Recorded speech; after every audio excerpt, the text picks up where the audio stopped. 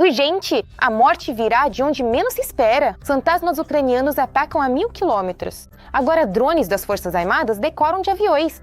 Drones ucranianos furaram a defesa aérea russa. Generais do Kremlin estão desesperados. Essa decisão de Kiev anulou a defesa russa de vez. Nocaute cazaque, Tokayev humilhou Putin. Astana golpeia a chantagem de petróleo do ditador. Um prêmio bilionário para a Ucrânia. Bruxelas deu sinal verde. O Kremlin em pânico com o novo poder de Kiev.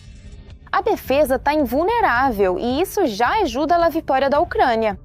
Rússia deve se preparar para o pior. Choque. O dragão chinês devora a Rússia viva. Fim do império, Xi Jinping ajoelhou Putin. Aliança inabalável virou uma armadilha para a Rússia. Tudo isso seguindo nosso programa Ponto Crítico. Drones fantasmas ucranianos apagam fronteiras. Ataque a 1000 quilômetros ou morte vinda do céu. Especialistas militares russos estão em pânico. O Kremlin nunca viu uma vingança assim. Operadores de drones ucranianos anularam o sistema de defesa aérea da Rússia. Agora os drones atacam direto de aviões de transporte. Como esse salto tecnológico vai destruir a retaguarda russa? Consegue. Guerra de robôs e drones. Tecnologias de ponta e projetos únicos. Esta é uma medida necessária. Nossos engenheiros e militares inovam rápido por falta de sistemas de armas clássicos. A Ucrânia está ampliando o controle remoto de drones interceptadores. Isso permite destruir alvos a centenas e milhares de quilômetros. Há várias razões para o uso de drones. Primeiro, temos poucos mísseis e é caro abater com eles. Por isso, é muito mais vantajoso abater com drones. E com drones, podemos abater longe dos alvos, na aproximação. O ministro Mikhail Fedorov afirmou que mais de 10 fabricantes diferentes já integraram de forma bem-sucedida essa solução inovadora em seus sistemas. A Ucrânia é a primeira a ampliar o controle remoto de drones interceptadores. O piloto não fica mais preso a uma posição. Drone no céu, controle seguro em Kiev, Lviv ou até no exterior. Isso melhora a interceptação e reduz os riscos para os operadores. Fedorov disse que drones russos podem ser abatidos a milhares de quilômetros. Podemos enviar um barco não tripulado ao mar, certo? Como, por exemplo, perto de Odessa. E abater esses drones sobre o mar, para que caiam na água. Além de baratos, os drones interceptadores fazem o que outras defesas aéreas não conseguem. Manobrabilidade. Podemos mover as equipes rapidamente conforme o campo de radar formado na Ucrânia. Mas os defensores ucranianos foram ainda mais longe. Este é o An-28, o novo caçador de drones de ataque russos do tipo Shahed. Em conjunto com drones interceptadores, eles fazem algo incrível. Destruí-los de forma eficaz sobre áreas não povoadas, digamos assim, sobre campos em algum lugar longe de grandes centros habitados, longe de qualquer povoado. Ou seja, é um meio de aumentar drasticamente a mobilidade da defesa aérea, para resumir em poucas palavras. O avião é o meio mais móvel e muito mais veloz do que um complexo terrestre. É um novo nível de defesa aérea de curto alcance. Ele detecta esses drones e, graças a isso, ele pode, primeiro, tendo uma grande capacidade, a máquina é capaz de levar cerca de 14 passageiros. Isso, ou seja, estou dizendo que ela pode carregar 1,5 toneladas de carga útil. E isso significa que pode haver várias dezenas desses drones a bordo. Esse projeto começou ainda em 2025. Naquela época, um operador de Kiev abateu um drone sobre a região de Chernihiv. Este é o vídeo do trabalho da tripulação do An-28. No total, o avião pode carregar 6 interceptadores. O novo método permite destruir alvos aéreos inimigos usando o drone como uma alternativa acessível aos mísseis Arar.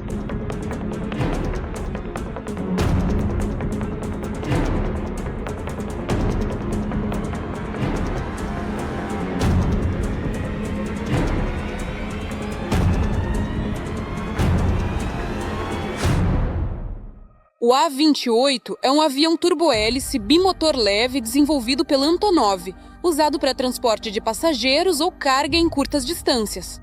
Ele tem uma velocidade considerável e uma escotilha grande o suficiente para que esses drones possam ser lançados. Isso.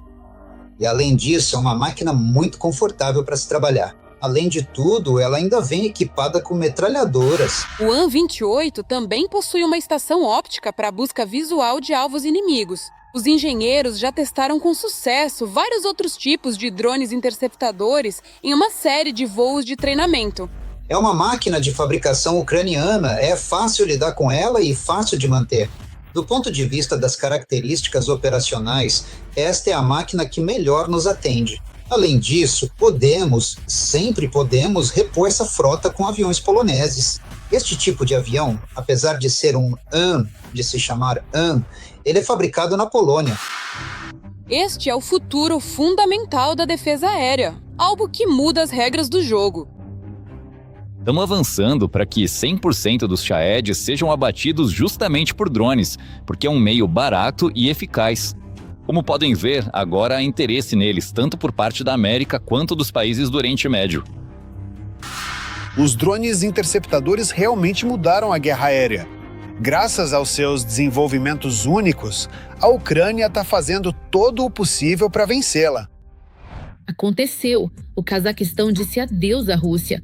Tokayev tirou Moscou do jogo. O Cazaquistão rompeu as correntes. Astana não acredita mais em uma única palavra do Kremlin. A chantagem do petróleo se voltou contra Putin. Este é um contra-ataque que anulará a influência de Moscou na região. Como o Cazaquistão humilhou Putin diante de todo mundo, veja agora mesmo. A Federação Russa quer interromper o trânsito de petróleo do Cazaquistão para a Alemanha. O bloqueio começará em maio. A medida está sendo tomada devido às relações tensas entre a Rússia e a Alemanha por causa da guerra na Ucrânia. A Rússia pretende interromper a exportação de petróleo do Cazaquistão para a Alemanha pelo oleoduto Druzhba a partir de 1º de maio, informaram na terça-feira 3 fontes do setor. Reuters. A interrupção do trânsito pelo oleoduto Druzhba levará ao aumento das remessas através dos portos russos, que são sistematicamente atingidos por drones ucranianos. Com isso, o Kremlin quer que Berlim comece a pressionar Kiev na questão de interromper os ataques sistemáticos aos portos. O trânsito de petróleo do Cazaquistão através da Rússia pelo sistema da Transneft continuará, mas a matéria-prima será carregada em navios-tanque no Mar Negro ou no Mar Báltico. Ao mesmo tempo, segundo especialistas, se a segurança dessas entregas não for garantida, no caso de qualquer incidente na infraestrutura portuária, a escassez de matéria-prima de hidrocarbonetos aumentará no mercado mundial em geral e no europeu em particular. Agência de Notícias. O Kremlin respondeu com silêncio sobre a confirmação do congelamento do trânsito. De acordo com o acordo entre Berlim e Astana, estes últimos exportaram mais de 2 milhões de toneladas de matéria-prima através do oleoduto Druzhba. Todo o volume é consumido pela fábrica na cidade de Schwedt, que produz a maior parte do combustível na Alemanha. Isso é muito dinheiro. Se o Cazaquistão realmente perder dinheiro com o congelamento do trânsito, isso atingirá significativamente o orçamento do país. Para nós, este é mais um indicador de que a falta de diversificação da economia, e em particular das rotas de exportação, esse é o preço. Que os nossos investidores, isso melhora o clima de investimento no Cazaquistão? Claro que não. É óbvio que depender de, um país tão pouco previsível, quem sabe com quem eles vão brigar.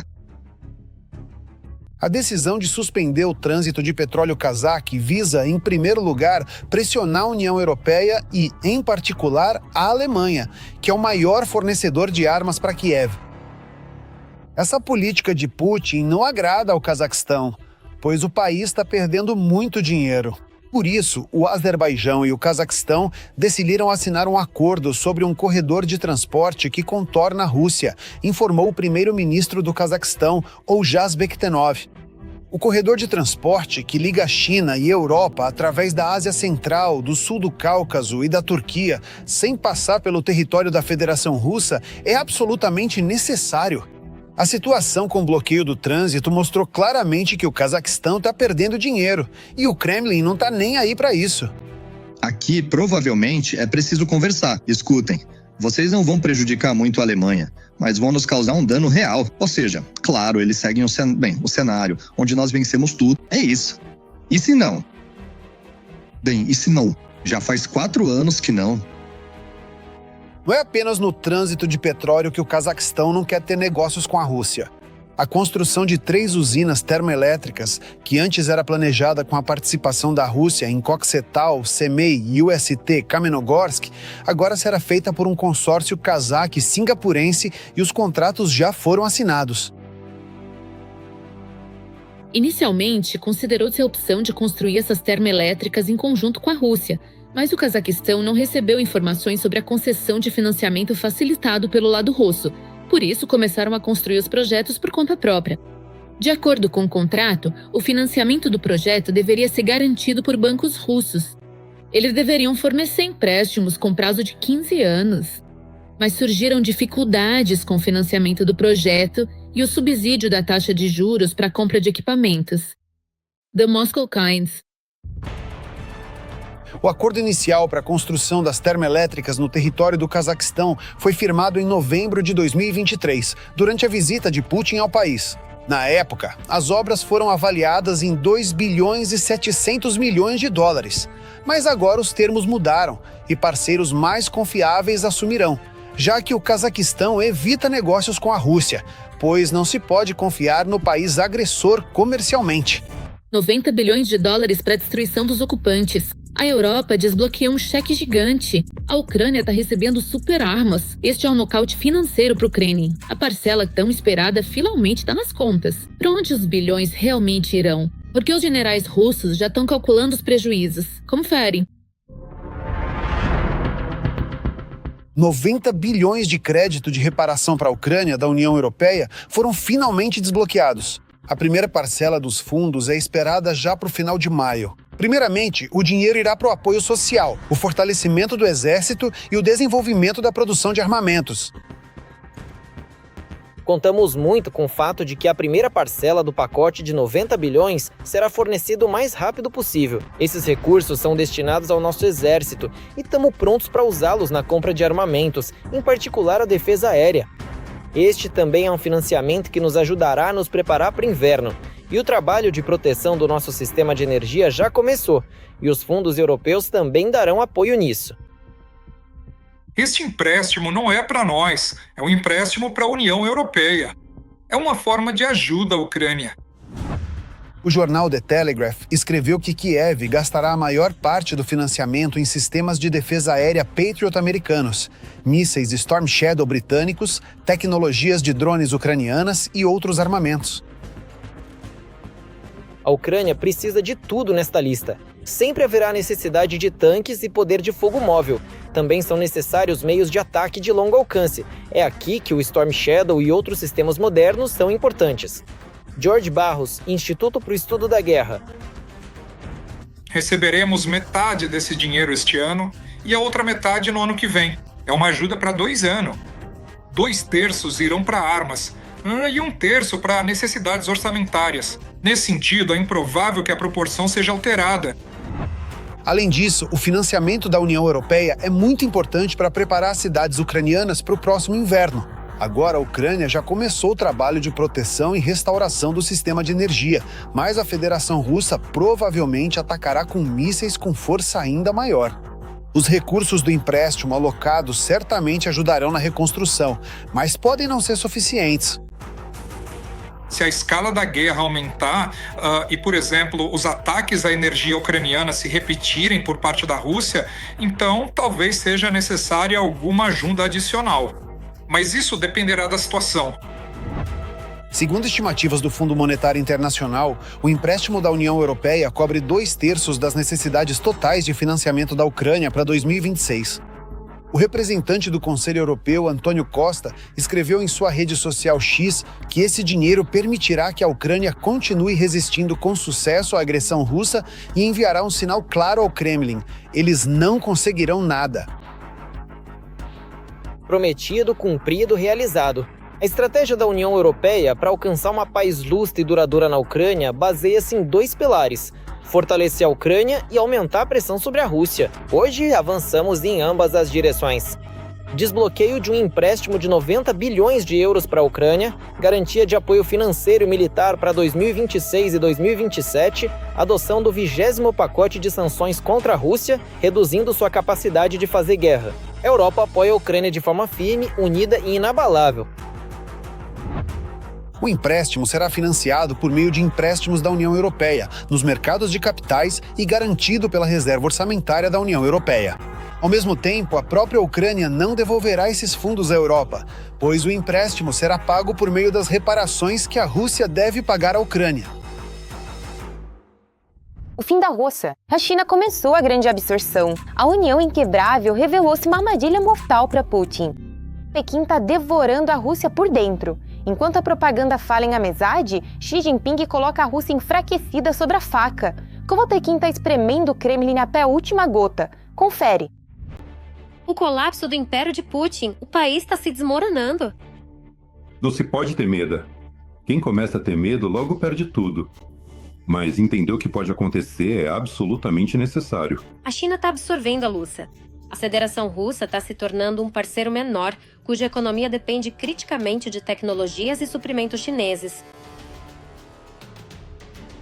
A República Popular da China compra de bom grado recursos russos com descontos enormes, mas, ao mesmo tempo, cumpre rigorosamente as sanções ocidentais no setor bancário e limita o fornecimento de tecnologias críticas para não prejudicar sua própria economia.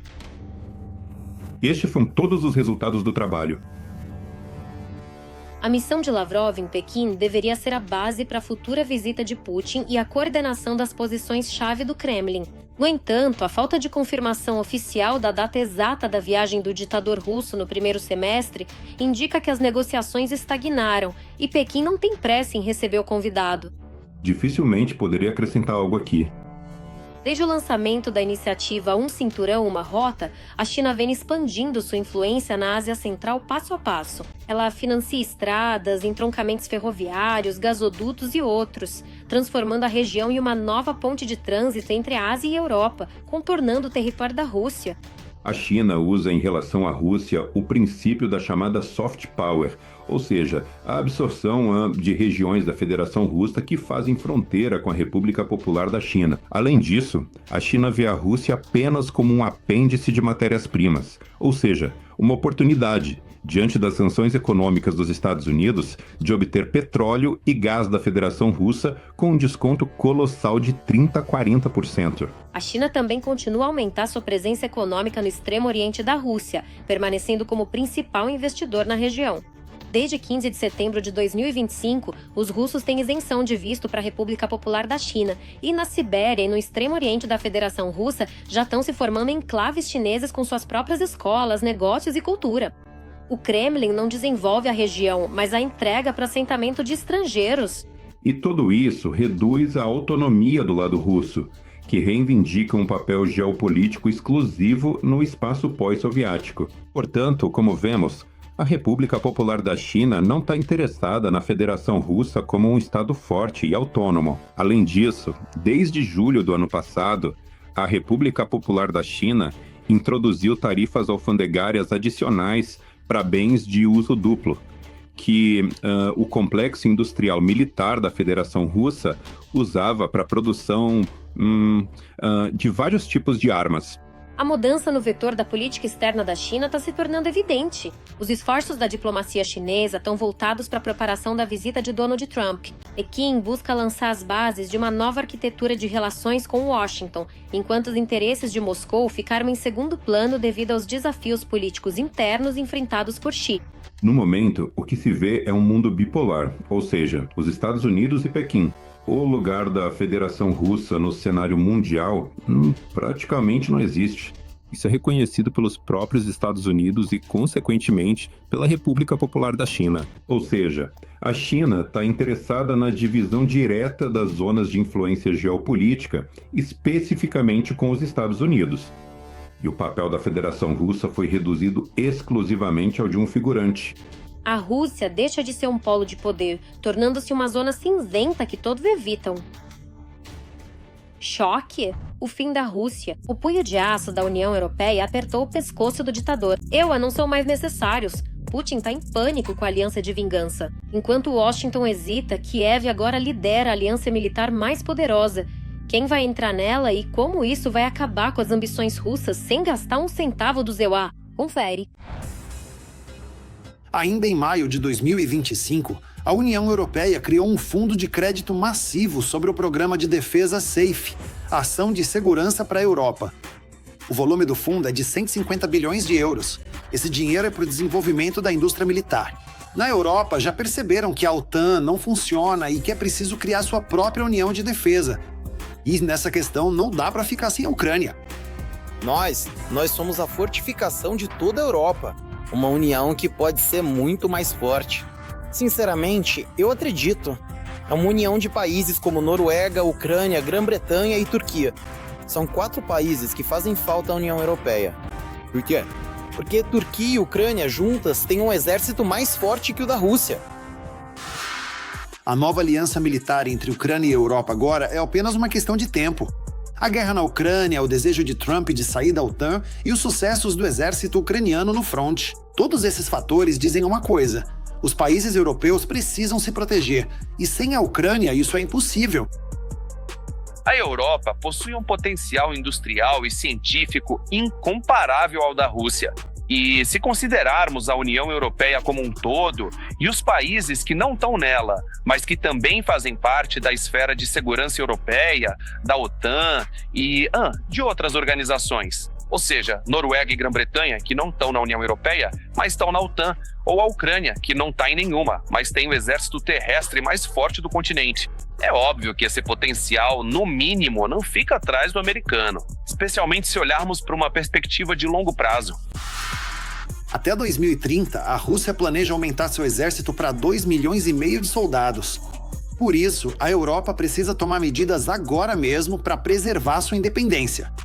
Até no campo da informação, o Kremlin tenta inflamar e preparar sua população para uma guerra ainda maior, não só na Ucrânia.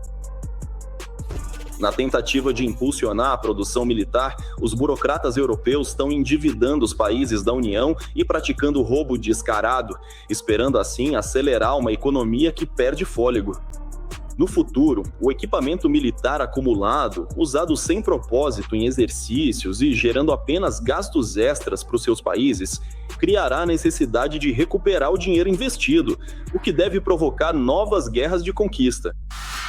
Atualmente, a União Europeia defende a criação de uma nova aliança de defesa após o fim da guerra na Ucrânia. Contudo, novas ameaças vindas de Moscou, digamos, contra os países bálticos podem acelerar a percepção dos europeus de que não se deve perder tempo. Na verdade, os europeus estão percebendo aos poucos a gravidade dos problemas e tentando entender que apenas esperar que a Ucrânia contenha a Rússia a ponto de ela parar de lutar, isso também não funcionou. Portanto, a Ucrânia agora é necessária em outra função, não apenas como um campo para desgastar a Federação Russa, mas como uma aliada militar. Agora, uma das principais tarefas tanto da Ucrânia quanto da Europa é ter um céu protegido. As forças armadas da Ucrânia estão conseguindo combater os ataques de drones russos com bastante sucesso. Outra questão é a balística. Faltam mísseis para os sistemas Patriot de forma catastrófica. E parece que a indústria de defesa ucraniana poderá resolver esse problema em um futuro próximo. Nós precisamos criar nosso próprio sistema antibalístico em um ano. É realista, muito difícil, mas a questão está nos componentes. Já resolvemos praticamente um dos componentes, a questão dos radares e também a questão dos próprios mísseis. Criar uma aliança de defesa sem os Estados Unidos resolve muitos problemas. A economia da União Europeia mais a tecnologia militar da Ucrânia é a chave do sucesso. Uma aliança de defesa entre países europeus e Ucrânia mostrará ao mundo que é possível se defender da agressão sem os Estados Unidos e a chantagem constante de Trump e seus sucessores. Choque! Russos são jogados nas ruas para serem levados ao abate. Dezenas de milhares de professores, médicos e funcionários públicos tornaram-se pessoas descartáveis num instante. O tesouro tá vazio, não há mais como pagar os salários. O Kremlin preparou um plano diabólico, demissão ou a trincheira. Putin iniciou a Esteira da Morte. Por que os funcionários públicos viraram material descartável e como funciona esse esquema? Confere. A guerra entre a geladeira e a televisão tá ganhando força. Papai, você vai beber menos? Não, garoto, você é quem vai comer menos. Se o fundo do poço será só no primeiro trimestre, não no primeiro e segundo, eu não sei. O número de funcionários que serão cortados na Rússia cresceu 43%, segundo dados do Rostrud. Até 1º de abril, o número de russos recomendados para demissão ultrapassou 105 mil. Entendemos que tempos muito difíceis aguardam as empresas. Os impostos estão subindo, vários pagamentos estão aumentando, a demanda está caindo e as empresas precisam economizar em algo. Uma das estratégias mais comuns é quando começam a economizar no pessoal, ou seja, todo o pessoal ineficiente está sendo simplesmente demitido. O que significa pessoal ineficiente? Primeiro, aqueles que não trazem lucro direto para a empresa. Ou seja, ninguém vai mexer com os vendedores. Quem fabrica o produto diretamente ou executa o trabalho também não será tocado. Mas todo o pessoal de apoio, gerentes, secretários, gestores de redes sociais e outros contratados nos anos de fartura serão demitidos, incluindo o pessoal de TI. O segundo ponto. Claro, perderão o emprego aqueles que trabalham em empresas que fecharão este ano. Muitos estabelecimentos de alimentação fecharão. Muitos microempreendedores individuais, que antes não pagavam IV e agora são obrigados a pagar, vão encerrar as atividades por não ser mais lucrativo. E isso é apenas o começo. O ano fiscal mal começou e os funcionários russos já admitiram que o principal documento financeiro para 2026 não é realista. O dinheiro que sobra após o financiamento da guerra e os bônus para quem vai lutar na Ucrânia literalmente não dá para nada. A maioria das demissões é esperada nas regiões de Omsk, Irkutsk e Krasnoyarsk e até em Moscou e arredores. Além disso, até os funcionários da capital perderão seus cargos estáveis. Vão cortar todo o resto. Hospitais, clínicas, creches, escolas, salários de professores e, claro, o pessoal de baixo escalão de todas essas organizações públicas e funcionários. Não é por acaso que até Moscou e região anunciaram o corte de até 15% de seus servidores públicos de nível básico. Em Moscou são cerca de 3 mil pessoas. Na região de Moscou, a escala é semelhante, talvez até maior, porque os orçamentos não fecham mais, as contas não batem. Em Moscou, o déficit orçamentário previsto para este ano é de R$500 bilhão, o mesmo do ano passado. E na região de Moscou, o déficit é de 70 a 80 bilhões. E isso vai se espalhar por todo o país. As empresas russas adiaram as demissões de funcionários o quanto puderam. Primeiro, apesar da falta de mão de obra, os empresários congelaram novas contratações e, segundo, recorreram ao trabalho de meio período nos últimos 18 meses.